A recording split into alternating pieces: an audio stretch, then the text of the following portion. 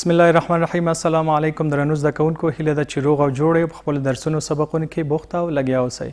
ګرانو زده کوونکو، د یونت په پیل کې موږ داسې ویل شوي ول چې د نورو درسونو او لوستونو ترڅنګ به تاسې په پریزنټ پرفیکټ ټینس او یا په حال کامل زمانه باندې به تاسې ریویو او ریوایز لرئ. د نن ورځې پروګرام د موږ د پریزنټ پرفیکټ ټینس باندې په ریویو او ریوایز باندې خلاصه شوې ده. نو له تاسو څخه هیله کوو چې دغه درس ته چمتووالی ونیسئ او دغه درس ته آماده اوسئ. وړاندې تر دې چې درس پیل کړو، راځئ یو زغلنده نظر تختې ته واچوو. Grade 12 Subject English Unit 6 Lesson 2 pages 68-69 Program number 29 او د مونږ عنوان دی Revising the Present Perfect Tense. په حال کامل زمانه باندې بیا کتنه یا تجدید نظر یا بیا کتنه. او د نن ورځې د مونږ د درس objective یا د لوست objective څه ده؟ د مونږ objective ده to differentiate between have done, has done and have been doing, has been doing. یعنی هدف د درس د مونږ دا دی چې مونږ د have done او د has done یا د have done او have been doing ترمنځ مونږ څه وکوی سو؟ فرق او توپیر وکوی سو. هیله ده چې مونږ د درس تر پایه په دغه هدف ورسیږو، د have been doing او د have done ترمنځ او د هغوی د استعمال ځایونو باندې مونږ تمرکز او توپیر باندې پوه سو. وړاندې تر دې چې درس پیل کړو، یوه لنډه غوندې دمه اخلو بیا وروسته راګرځو.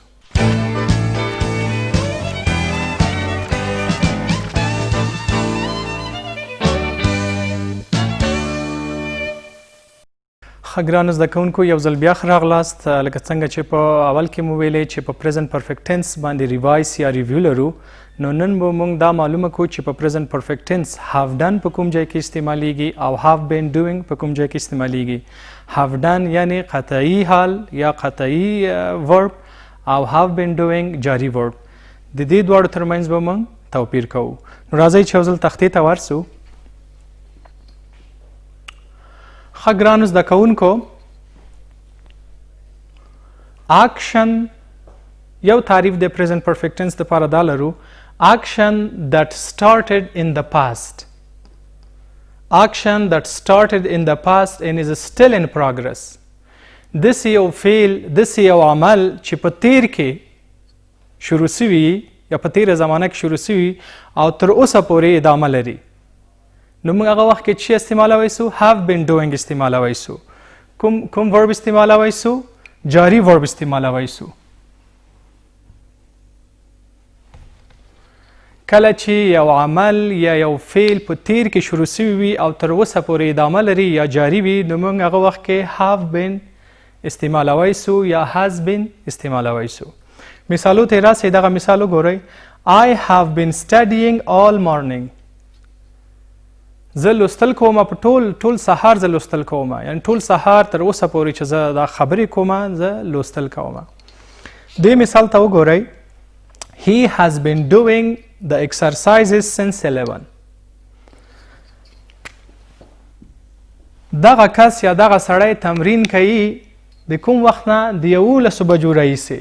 د 11 بجو راهیسې تمرین شروع کړی ده، یعنی 11 بجې تمرین شروع کړی ده، په تیر کې تمرین شروع کړی او تر اوسه پورې دا څه کوي؟ تمرین او پریکټس کوي. راځو د بل حالت ته راځو چې په دې ځای کې څه دی؟ دلته وایي action that is completed. هغه فعل چې پوره شوی وي یعنی تکمیل شوی وي at the time of speaking. دغه وخته پورې چې زه غږیږم، تر دې وخته پورې یا تر دې دمه پورې چې زه خبرې کومه، داسې یو فعل، داسې یو عمل چې تکمیل شوی وي، پوره شوی وي، نو موږ چې استعمالوی سو؟ have done استعمالوی سو، have استعمالوی سو یا د third form of the verb. نو په دې ځای کې موږ چې استعمال کړی؟ I have studied 3 pages until now. ما لوستی ده، یعنی تر اوسه پورې چې غږیږم ما دا کار پوره کړی یا دغه عمل مې ترسره کړی.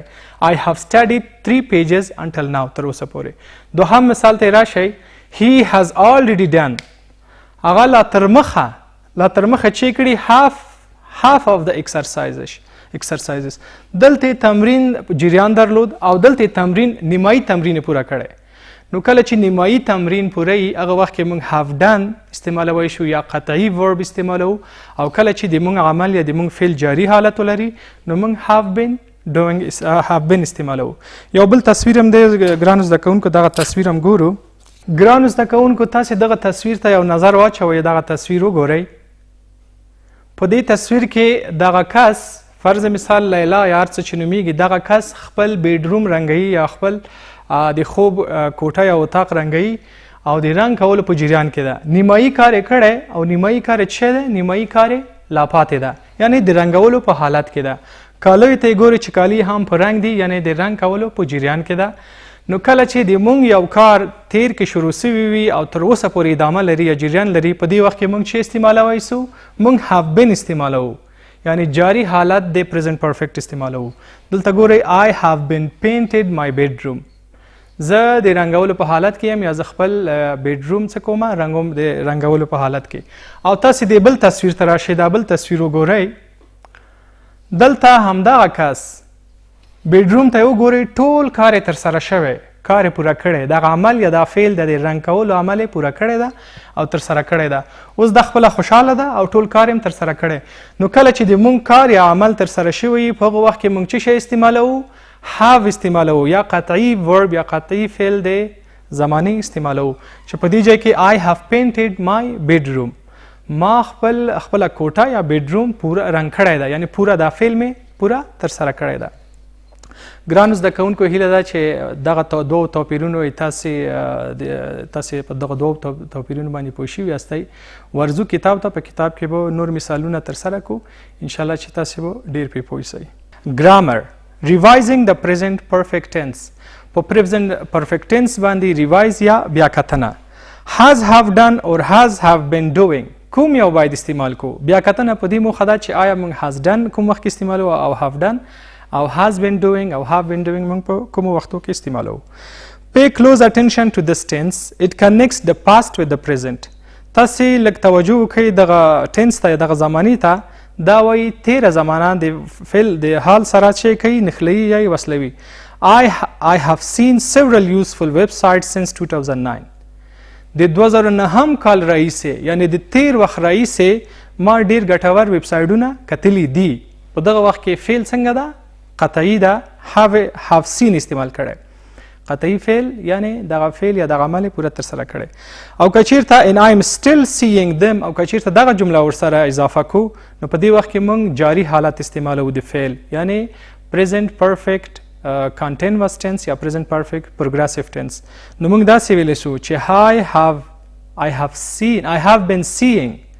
I have been seeing several useful websites since 2009. یو د جاری حالت او بلې هم د قطعي حالت مثالونه ول چې دلته تاسو ته وړاندې شول.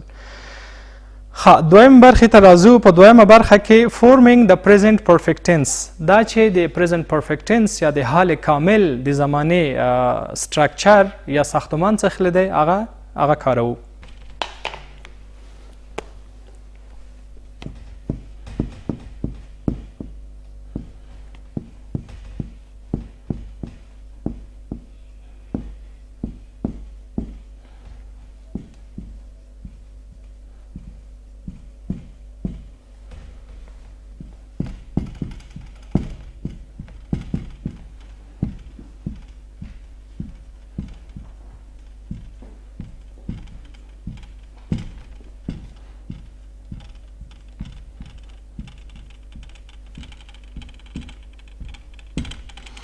ښه ګرانو زده کوونکو، موږ سټرکچر یا د جملې جوړولو په حالت کې یو څنګه موږ کولی شو په present perfect tense په حالتونو کې یا present perfect progressive tense په زمانه کې موږ جملې جوړې کړو.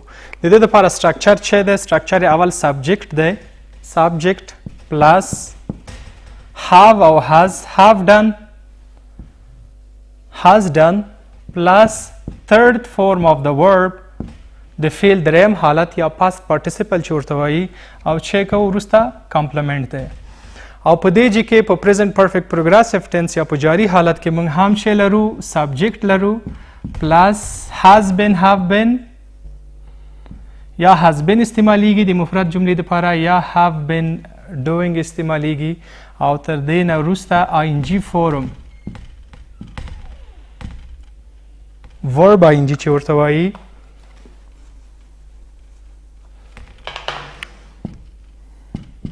verb ing پلس کمپلیمنٹ تر سره کیږي چې اوس یو مثال باندې دغه برخه هم واضح کوو.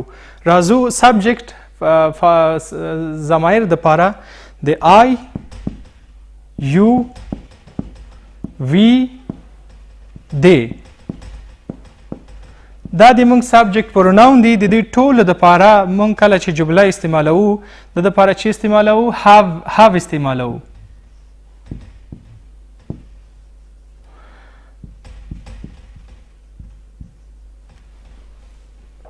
third form of the verb کله چې regularly د regular او د irregular قاعده تاسو معلومه ده چې regular وربونه په ed باندې جمع کیږي او irregular وربونه هغه په ځان ته حالتونه لري چې هغه باید تاسو زده یې.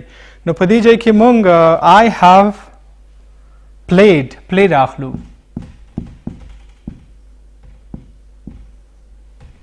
cricket have هم ورسره استعمال کړه د I have played cricket, you have played cricket, we have played cricket, they have played cricket چې د I, you, they, we سره have استعمالیږي او دغه third form of the verb play ed اخیسته یا دریم حالت ده او cricket کمپلیمنٹ ده او د I, you, he, she, it سره موږ has استعمالوو. تاسو د بل مثال ته پام کوئ کله چې د موږ ضمایر مفردي he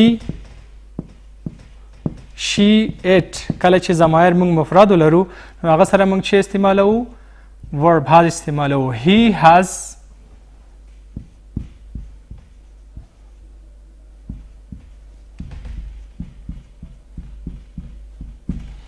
he has played cricket, she has played cricket, it has played cricket. نو موږ د فعل دریم حالت د فعل دریم حالت او د قطعي زمانه یا د پریزنت پرفیکټ هغه کوم auxiliary verb یا has یا have چې ده هغه ورسره استعمالوو. راځو دې ځای مثال ته has been ورسره اضافه کوو. د I, you, we, they سره د I, you, we, they کله دغه څلور ضمایر سره موږ چې استعمالوو have been doing استعمالوو. I have been doing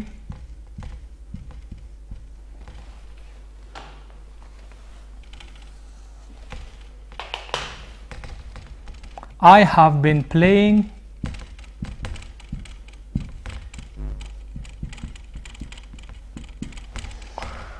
د doing په ځای موږ چې شی اضافه کوو playing هم اضافه کوو چې verb ing د ته وایي دا verb ing دی او د جاری حالت د present perfect progressive tense دپاره auxiliary verb چې ده have been دی. نو I have been playing cricket, you have been playing cricket, we have been playing or they have been playing cricket د present perfect continuous tense دپاره مثالونه دي. د مفرد دپاره هم یو مثال لیکو چې هغه سره has been راځي. د he د she او د it. he has been مفرد ضمایر دي د سره به has been موږ استعمالوو.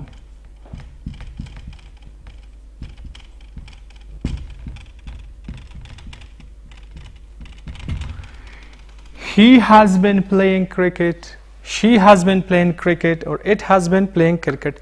یعنی په جاری حالت کې دا څه کوي لوبه کوي او دلته په قطعي حالت کې لوبه کړې ده یو لوبه کوي او بلې لوبه کړې ده.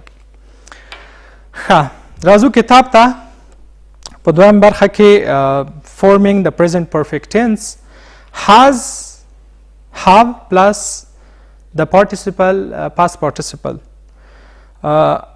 I have seen ما لیدلی ده you have seen, we have seen, they have seen. او د مفرد کله چې ضمایر د موږ مفردي نو موږ شی استعمالوو has ورسره اضافه کوو. he has seen, she has seen, it has seen. همدارنګه لاندې که چیرته راسو په بي برخه کې have been or has been is په present progressive tense کې دی present perfect progressive کې I have been seeing, you have been seeing, we have been seeing, they have been seeing. او he has been seeing, she has been seeing او it has been seeing. چې دا د سټرکچر یا د ساختمان د جملې ده چې په دغه پرفیکټ ټنس کې موږ وکاروله چې په تخته مو هم کار وکړو. لاندې صفحې ته راځو. ښه ګرانو زده کوونکو هیله لرم چې دغه د have been doing او د has done ترمنځ توپیر تاسې زده شوي وي. نو د دې درس د پیاوړتیا دپاره موږ یو بل تمرین هم لرو چې هغه به په بل درس کې تاسو ته وړاندې کوو. تر بیا هم په خدای سپارمه. د خدای په امان.